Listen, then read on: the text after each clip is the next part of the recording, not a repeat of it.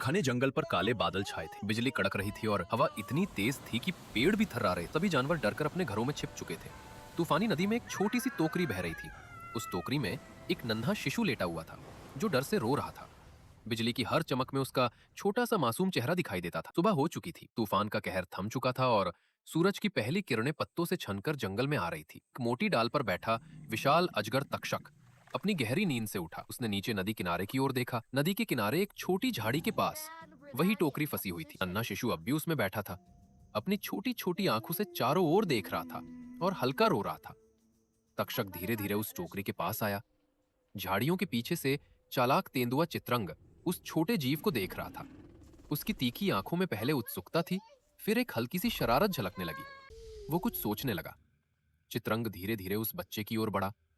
बच्चे की चीख सुनकर प्यारा और गोल मटोल भालू घूरा, जो पास में ही कहीं शहद ढूंढ रहा था, तेजी से अपनी धीमी गति से वहां आया। चित्रंग को बच्चे के पास देखकर वो हैरान रह गया। भूरा तुरंत चित्रंग के सामने आ खड़ा हुआ। चित्रंग थोड़ा पीछे हट गया। भूरा बच्चे की ओर देखने लगा। उसकी बड़ी प्यारी आंखों में दया उमड़ आई।